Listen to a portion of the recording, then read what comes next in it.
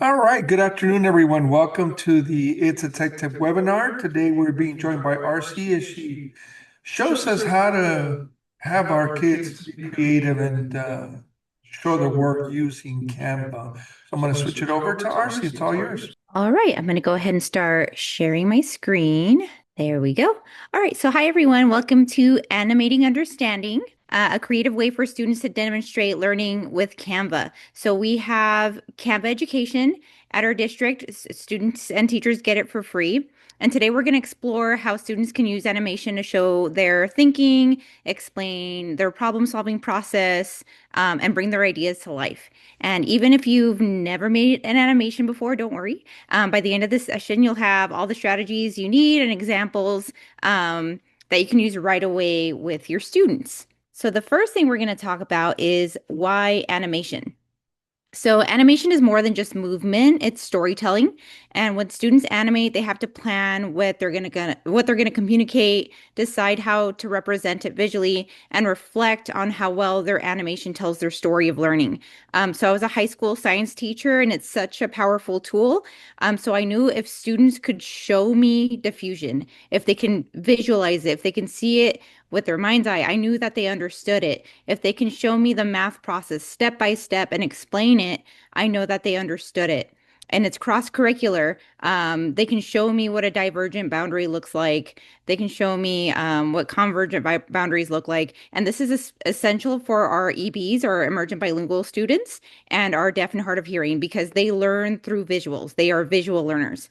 So this is a great way to learn vocabulary like onomatopoeia, sizzles. It's cross-curricular. You can use in science, you can use in social studies, CTE, does not matter. Okay, so we're going to get started with Canva. And the way I like to do animations is through video.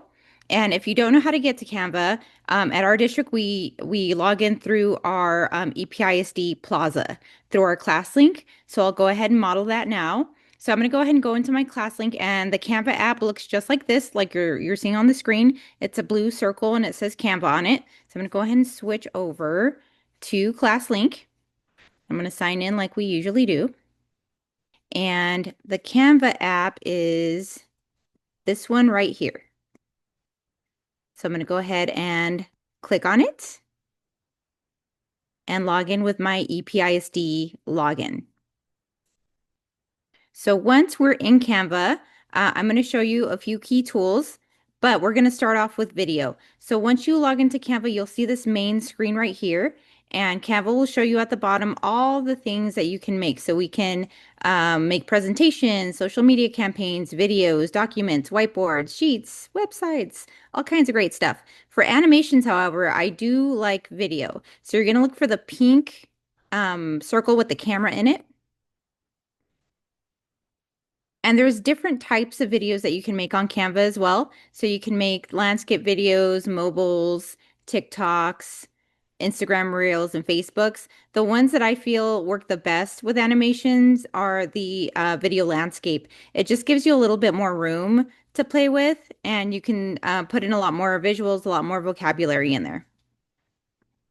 Okay, once you're in a video, I'm going to show you a few elements. So I'm going to go back to the presentation really quickly. So the Elements tab is over on the left-hand side. When you get into Canva, this is where you can find pretty much anything in Canva.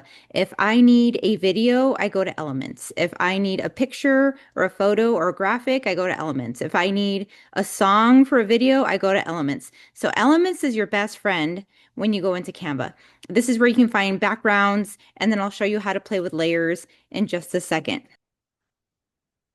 There are three different ways to animate. The first one I'm going to show you is the simplest one. It's animating elements. The second type is backgrounds and then transitions. So elements is probably the one that your students are going to use the most. This is where you animate an object or a character and show movement to emphasize an idea. So an example that we have here is a plant growing. So the one I'm going to show you is a man walking across a city landscape. So I'm going to go ahead and go back to my video template on Canva. So this is just a blank white template. And now we're going to start filling it up, and we're going to fill it up using that elements button. So I'm going to go ahead and go over here to the left-hand side, and I'm going to look for elements. And once you're in elements, you can start searching. So I'm going to search for a city street. And once you search, you're going to notice that it gives you a bunch of different things to choose from. So it's going to give me videos, graphics, photos, and even audio. So if I wanted to make a video about a city, it even gives me music that I can play along with my animation, which is really neat. But I'm going to go ahead and go to graphics. And I'm just going to find a simple city landscape. I'm going to go with this one right here. And once you click on an element, this one in particular, I wanted to fill the screen. So sometimes when I bring it over, it just kind of fills the screen. If it doesn't, what you can do is you can click on the element. And then once you click on the element, you should see these three dots. It's called the More button. It kind of looks like a snowman that's on its side. And once you're there, if you scroll down, there should be something that says fill in the background. And it doesn't. The one time I want to show it, it doesn't work. Another thing you can do is you can just kind of prop it up in the corner, and then you can pull on one of the other corners to fill up the screen. But you do want to fill up the screen for an animation. You don't want to leave any kind of white background, just so that looks a little bit more professional. So there we go. Now we have our background. The next thing we need to do is we need to find something to animate, something to move across the screen. So we're going to go back to elements because again, if I need a graphic or if I need a picture, I'm going to go to elements. And this time I'm going to write walking. And I do want one that's moving. So if I go over to the top right now, it took me to graphics. And if I go over, I can make it animated and I can just look for things that are animated. So I do want a character that's kind of walking. So I'm going to go with this man right here. I'm going to click on him and I'm going to put him in my scene. And then I'm just going to toggle this close for a second to give myself a little bit more room. And with him, what I'm going to do is I'm just going to scale him to a more normal size. He should probably be shorter than the lamppost, if we're being realistic here. And I'm going to move him over to the left. And what I'm going to make him do is I'm going to make him walk across the screen. So I've done this in social studies classes where kids have soldiers and they walk across the battlefield, or if you saw in the earlier examples that we had a phospholipid bilayer and we had the molecules move in and out of that phospholipid bilayer. So you can use this type of animation for pretty much anything. So the way I'm going to make him move is I'm going to click on him, and I know that he's selected because he gets a purple box around him. And anytime you click on something, you get the menu for that specific object. So if I click on the background, this will be a different menu. And if I click on him, he'll get a different menu. To make him move on his menu, I'm going to click on the animate button. And there's a bunch of different animations that I can choose from. So we can make him pop, or we can make him wipe in or blur, but I want to make him walk across the screen. So in order to do that, I'm going to click on this one that says create an animation. It has the little B on it. And whenever I use this with the kids, I also have them read the tips. So one tip is hold shift while dragging your object to create straight lines. So if we want to make a move straight, we're going to hold shift as he's walking. You can control the speed of your animation by moving the element faster or slower. And once you stop dragging the element, you complete your animation. So those are important and useful things to know. So when you do an animation, I would suggest that you have your kids read the tips. So we're on the animation now. So what we're going to do is we're going to drag him over. And once we stop, the animation stops. And I do want him to walk in a straight line, so I'm going to hold that shift button. So I'm holding that shift button now. And I'm going to just move him across the screen. And I'm going to have him walk across. And I can even make him leave the scene if I wanted to. There we go. So now we have a man walking across the street. And right now it looks a little bit jaggy, and that happens sometimes, especially when we're using our mouse and, sometimes you pause, but there's a way to fix that. So I'm going to show you that in the animation menu. So If you click off of it, you can get the animation menu back by clicking back on your element that you animated and by clicking the animate button again. And now I get that animation menu back. And right now under movement styles, it's under original. But I always like to change this over to smooth and it makes it look so much more professional. So I'm going to switch it to smooth and there he goes. And it's a much smoother transition than it was before. Another thing I can do here is I can adjust the speed. So I can make him walk a little faster if I wanted to. So I can adjust the speed. And there he goes. He's walking much faster now. Or I can slow him down. So those are just some neat things that I've kind of learned while making animations. But that is how you animate an element. I'm going to go ahead and push done. And we're good to go with that one. So to start another animation, if you go down to the bottom, there's a little plus button. So I can add in a different scene. So I'm going to go ahead and click this plus button and I want just another blank template to work with. And I'm going to put it right next to the one that we had earlier. So now I have this first scene and now I have the second scene. And I've done this a lot with like biomes when I'm teaching kids biomes. So I'll show you that as an example. So just like before, we have to find some sort of background. So I'm going to go ahead and click on this one. And again, if we need a picture or a video, we're going to go to elements. So I'm going to click on that elements button again. And this time I'm going to type something like rainforest. Oh, and here it's just showing me animated ones. In this case, I'm going to go ahead and go to static. And you know what? I might not even use a graphic. It has me under the graphics menu, and I might want a video this time. So I think I'm going to click out of this. So I'm going to close this off. And once you close that off, it should give you more options. So now it's giving me photos, audio, graphics, and video. So I'm going to see if I can't find a nice video with maybe like a waterfall or something in the background. So this one's kind of nice. Should have picked one earlier. I think this one's pretty good too. Okay, so I'm going to pick this one. And it's putting it on the bottom for some reason. That's a new feature. Um, so it looks like it already put that video all the way in the background, so I can just kind of get rid of that one and use this one. But here's the thing. This video is 57 seconds long. That is too long. People get bored when they're watching 57 seconds of the same kind of waterfall over and over again. So what I'm going to do is over here on the timeline, if I move my arrow over to the very end, I get this little arrow that points inwards and I can drag it in and make it much shorter. So now we're at 26 seconds. I probably want to make this less than, I always go with like 5 or 6 seconds because again, people get bored. And what I'm going to do this time is I'm going to adjust the size of this video. So I need to move my Zoom screen over a little bit. There we go. So what I'm going to do is I'm really going to blow this picture up and I'll show you why in just a second.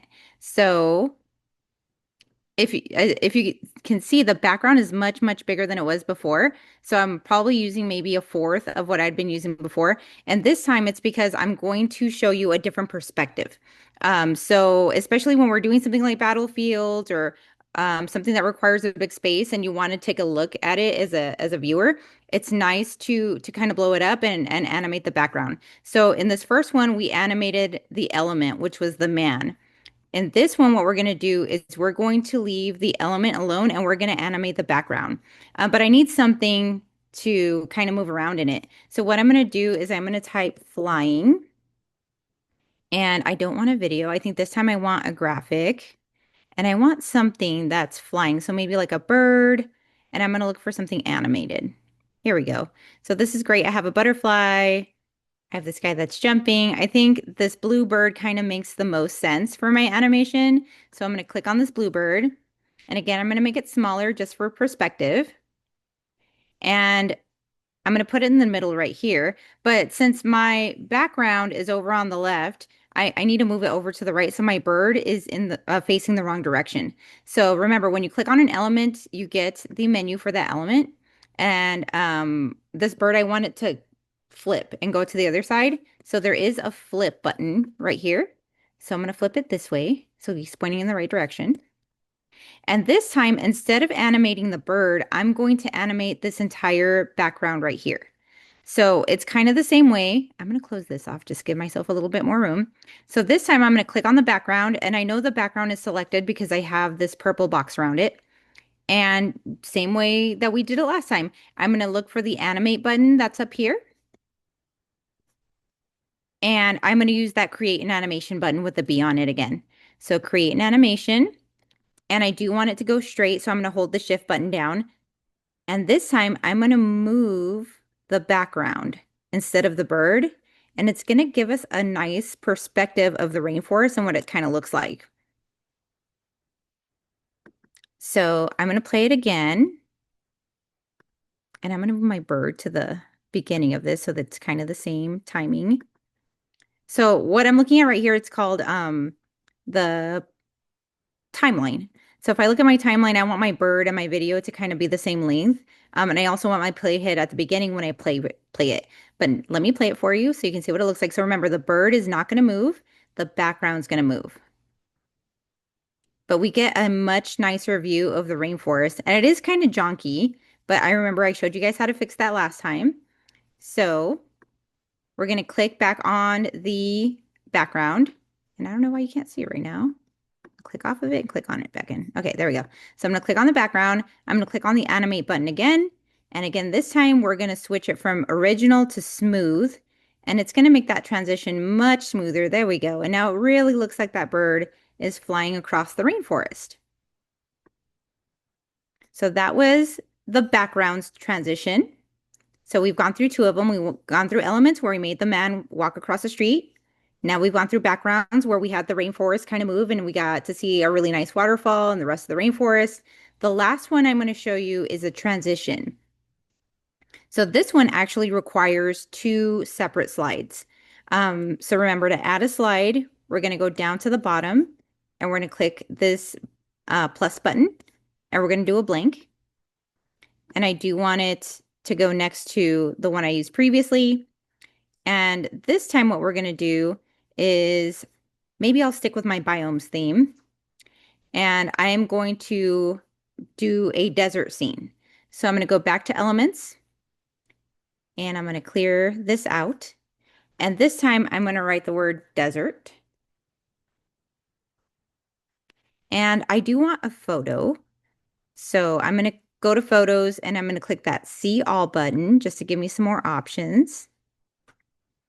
And I think I'm going to use this one right here. And I have to put it on top of the one that I want to use. There we go. So there's my desert scene. And remember, I told you that this one requires two slides. So since I already have this slide and it's nice and made, what I can do is I can go over here and I can click the more button and there's a duplicate button right here. So I can duplicate it and it didn't do what I wanted it to do. I'm going to try that again. I'm going to click here and I'm going to click duplicate. Oh, it's still not doing what I wanted to do. So I think I'm just going to copy paste this over. So I'm going to Command C copy it and Command V paste it. But I do have my two separate slides now. And so we're going to use a transition called match and move. So what that means is I have to have the same elements on one slide and the second slide, but I need to make them move just a little bit. So for this slide, I think I'm going to zoom in a little bit. And I'm going to zoom in to the right. This one I'm going to leave alone, but I need something to kind of match and move to move across it. So inside the desert, we have lizards. So I'm going to go back to elements. So I'm always going to go back to our magic elements button and I'm going to search for a lizard. And I'm going to search for a graphic. And I need a lizard that kind of matches my desert background so that kids can see how it's camouflaged and kind of how that moves. And I think I'm going to choose this guy right here. He kind of matches my scene a little bit. I'm going to scale him to size. So he's going to start off pretty small. And this helps kids kind of see the camouflage, but I'm going to make him move to the right. So again, he's not pointing in the right direction. So I have to click on him. Look at the menu that's on top. I'm going to find this flip button. I'm going to flip him horizontally. There we go. Now he's facing the right direction.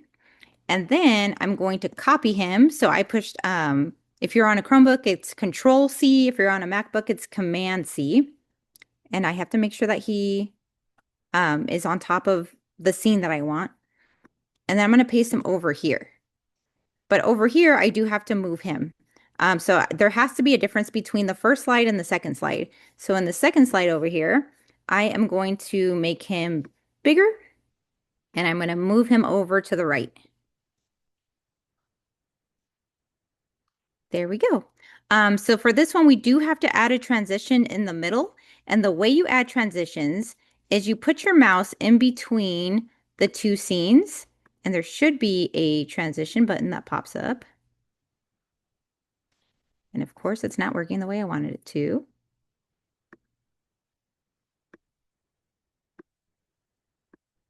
But we're looking for a transition that is called match and move.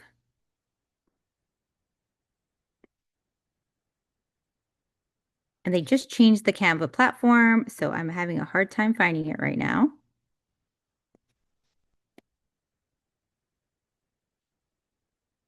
It was working earlier, and now that we have a webinar, it is not. But I think I have an example where I already have a match and move. So I think I'm going to pull that one up so that you can see it.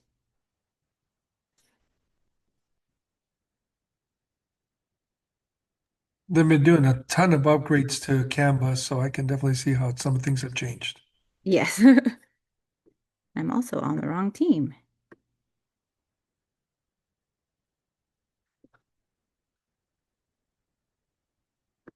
So this one has a match and move, I believe. There we go. So I don't know why you couldn't see it on the earlier one, but over here, when you click in between slides, I see these little diamonds.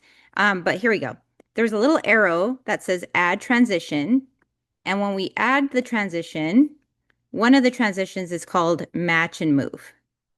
So I'm glad I already have my little desert scene here. I'm just going to pop my lizard into this one. So let's try this again.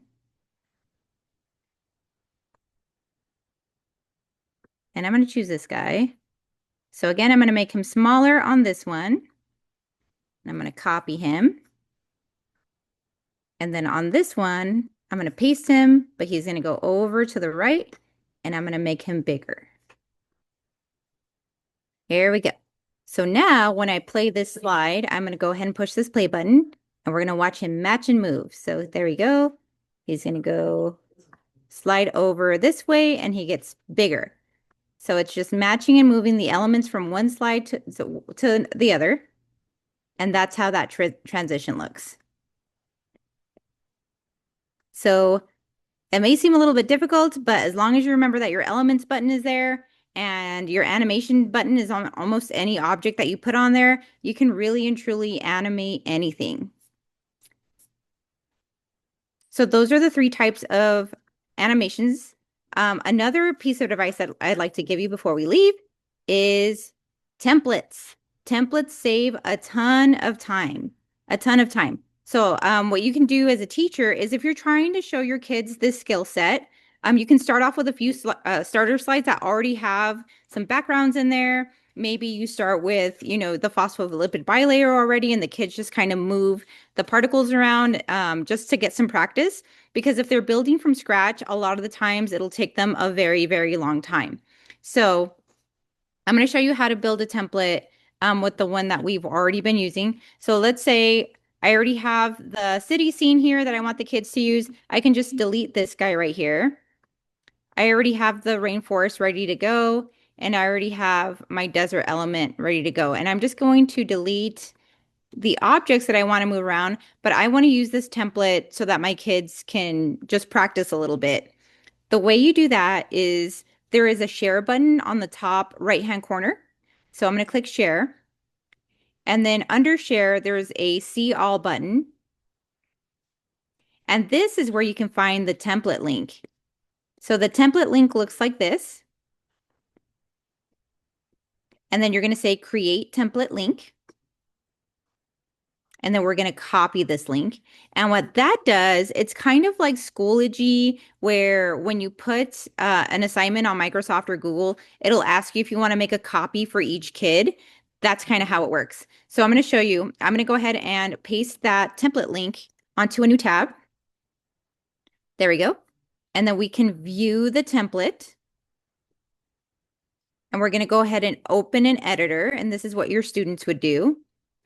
And when they open an editor, they already have the backgrounds and the transitions in. And now all they have to do is find elements, put objects in, and make them move. So that's one friendly piece of advice that I would give you is to create templates for your kids. You can put them on Schoology, or you can airdrop it onto their iPads, however you want to do it.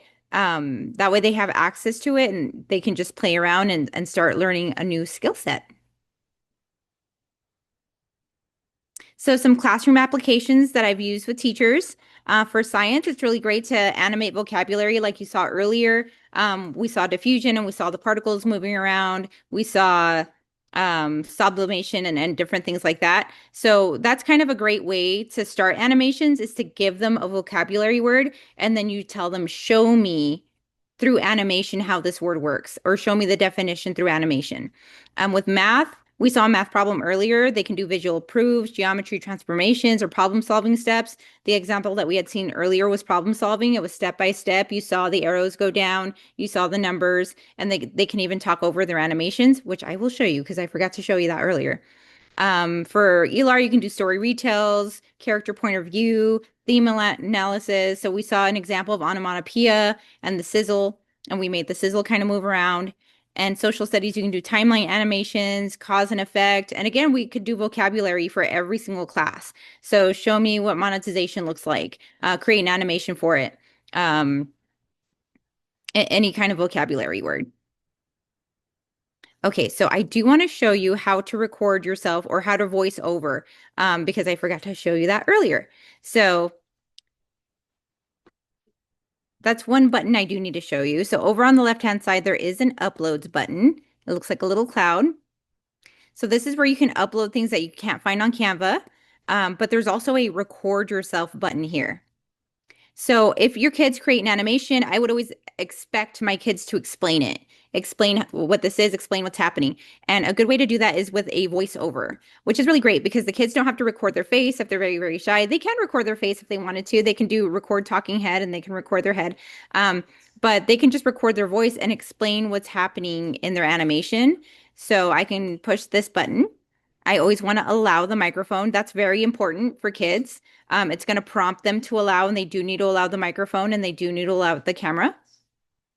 And once I'm ready to record, this record button pops up and I know my microphone is working because I see these blue lines down here at the bottom and they're kind of flickering. So I know it's picking up my voice. And once I'm ready, I push record and it counts me down 3, 2, 1, and then it'll start recording my explanation.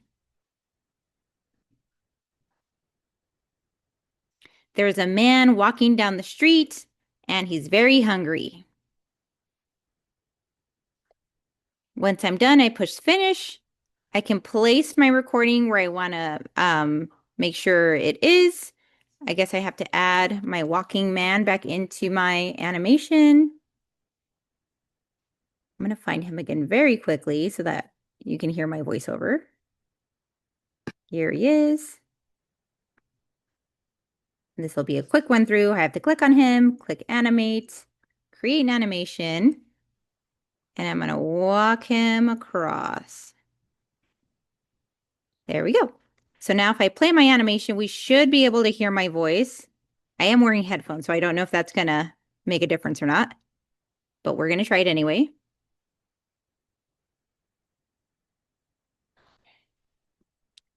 And I heard it on my end. I don't know if you heard it on your end, Jesus, but my voiceover did come out and I explained what the man was doing. So that's another really great way to hold your kids accountable when they're making animations, to explain their animation and to make sure that the content is correct. Alrighty. So some next steps for you all. is just remember that animation gives your kids another language to explain understanding. And again, this is really great for our EB, for our emergent bilingual students, and our deaf and hard of hearing because they are visual learners. It's also very engaging. The kids really love to do it. They get very creative. They add a ton of special effects. They change the font to their favorite colors, things like that. So a next step for you all is to try and create a quick 2 to 3 slide animation using one of today's techniques. Think about what lesson, where your students could animate their understanding for next week. It could be a vocabulary word, it could be a process that they explain through animation, and just try it out. But that's it for me, Jesus. Thank you so much for having me and for letting me show you how to use animation to explain thinking. Awesome, Marcy. Thank you so much for sharing. It's so easy to animate nowadays. I mean, we don't, we used to have to draw it on paper and then kind of flip the pages and, do all that stop motion stuff. And now it's just so easy to integrate this with an amazing tool like Canva. So I love that we're sharing this with our teachers and that we're hopefully going to allow our students to present their understanding, their learning in a different way, especially those that may be struggling with, things like presenting in front of a classroom, Right, language, all that stuff, where they can still showcase this stuff, and, download an animation, upload it to Schoology or wherever the teacher would like to have it, and then that can be presented, or shared in a media album or something like that, right? right. So I love that. So that was animating understanding with Canva to demonstrate learning. RC, I think you'll be back next week. And I'm really looking forward to this session, reading Rainbow book reviews on Canva. I think Reading Rainbow's coming back for, right? Am I right in that? Yes, I'm so excited for it. So I'm excited because I remember watching it when I was young, and my kids loved it as well, even later on. So I'm so anxious to see what this is all about and how we can share it all the way, kinder through 12th grade, where all of them can take advantage of using these tools to do that. All right, so I'm going to go ahead and just share my screen really, really quick so I can give you some quick updates on things that are happening here. So here is our flyer that we send out every month. And again, we have the Reading Rainbow book Canva review in Canva next week, next Thursday to end the month, because obviously we get our Thanksgiving break. And so that'll be the last session for the month. We have a new LTI or program that's embedded inside of Schoology called Microsoft Education, and it has a lot in it already, and it makes Microsoft Education a teamless type of program. So we don't need Microsoft Teams to run things like learning accelerators, like the things that we're used on Microsoft Reflect. So that'll be another session on the 20th to end the month. And so that's the course number that you see in EPISD University. If you want to find direct links and more information on what we're doing, you can always go to our catalog of courses at tinyurl.com DLR catalog. And then also, and maybe yes, and maybe no. Um, we also host, here we go, we also host the recordings inside our website at tinyurl.com/DLR EPISD. So you'll be able to rewatch this recording, pause, and practice what RC just showed you. And again, if you're looking for it and updates on the new webinars, we have a button here in our catalog of courses. But as you can see, there are a ton of other courses that we do offer. These are free, these are online, these are 24/7. So if you want to learn about certain things or need a refresher on certain products that we use here in EPISD, you can always go to our catalog of courses.